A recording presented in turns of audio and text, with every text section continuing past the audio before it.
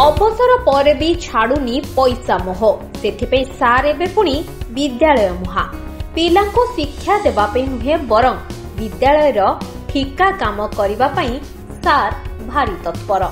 ए गंजाम जिला बेगुनियापड़ा ब्लॉक अंतर्गत कालीमेघी जागिलीपदर उच्च विद्यालय। एही विद्यालय रे प्रधान शिक्षक भावे दायित्व तुलाई अवसर नेछंती श्री अभिमन्यु जेना। श्री जेना कार्यरत थिबा समय रे तत्कालीन राज्य सरकार 5T अधीन रे स्कूल रूपांतरीकरण काम रे बहु निम्न मानर कार्य करी टंका हड़प करि नैथिबा नै अभियोग होइतिला, जहार दृश्य आपण देखिले निजे विश्वास करिवे। केउठी स्कूल रो नूतन कांथ फाटी आ करिछि तो आउ केउठी माटी उपरे पड़िछि लोक देखाणिया टाइप। एबे पुणी अवसर परे काहा आधार रे विद्यालय रो उन्नतीकरण काम तांकु मिलिला ताकु नै प्रश्न। एने असंतोष प्रकाश करिसंती विद्यालय रो परिचालना कमिटी सदस्य। पूर्वतन सरकार रे जहा जिनि देइथिला हम गोटा पाखापाखि 60 लाख टंका आस्थिला काम को टाइप रहिछि आपण निजे देखंतु।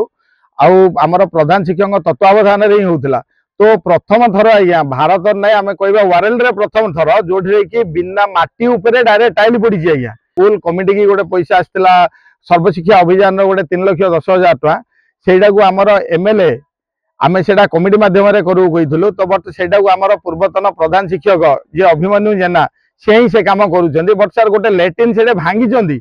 विद्यालय रे समग्र शिक्षा अभियान रे 3,10,000 टंका व्यय रे निर्माण हेउछि पायखाना गृह। तेबे पुराना पायखाना को भांगी नूतन भावे निर्मित हेउतबा पायखाना रे उक्त माटी इटा लागुछि, जहाकु नै प्रश्न करिसंती कमिटी सदस्य एवं ग्रामवासी। हमर अभिमन्यु जेना सार जे से आसिकी राजनीति करूछंती। ए तो 5T रे काम होइछि, देखंतु केमिति काम होइछि, निम्न मानर काम होइछि। एबे भी सेपटे पुणा इटा को जोड़िकी काम करा जाउछि। ए तो 5T रो काम आस्थिला 60 लाख रो, एबे वर्तमान आसी 3 लाख टंका रो। सेपटे माटी इटा को व्यवहार करिबा सरकारक नियम नथिबा बेले एहाकु पूर्ण उल्लंघन करिबा सह विद्यालय परिचालना कमिटीर अगोचर रे एही काम करूछंती अवसर प्राप्त प्रधान शिक्षक अभिमन्यु जेना। तेबे तांको एते साहस किए देछि बोली प्रश्न करिसंती स्थानीय सरपंच अर्चना त्रिपाठी। आमर पूर्वतन जे प्रधान शिक्षक अभिमन्यु जेना सर अछंती से कहले कि नहीं आमको विधायक कहचंती ए काम आमे करिवु। सरकारंकर वर्तमान गाइडलाइन अनुसार फ्लाई एश रे काम होबा कथा, किंतु से माने तो फास्ट कथा पुराना इटा नेकी काम करचंती। आउ से माने दिन बेले काम करिवार केही देखु नाहंती, एमती टाइम रे काम करचंती केही जेमती जानि परिबेनी। तो एचएम ऑलरेडी बीओ और डीओ को जणाई सारिचंती चिट्ठी माध्यम रे।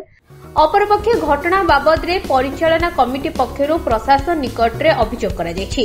तेबे प्रशासन जदि ए दिगरे कोनोसी ठोस पदक्षेप ग्रहण न करे तेबे समस्ते बाध्य होई विजिलेंस रो द्वारस्थ हेबे बोली कहिसंती कमिटी रो सदस्य। एइटा को कमेंट माध्यम न करिकरी तांका हम विरोध करिकरी से माने एमएलए कहिकरी माने करिकरी इटारे माटी इटारे करी सिमेंट इटा करिया कथा ने माटी इटारे करछि। 3,10,000 आछि। एटा केते हजार टंकार काम हबो, एटा काम संगे संगे नष्ट। बेगुनियापड़ारू बापुनी कुमार मालुंको रिपोर्ट free2speak.in।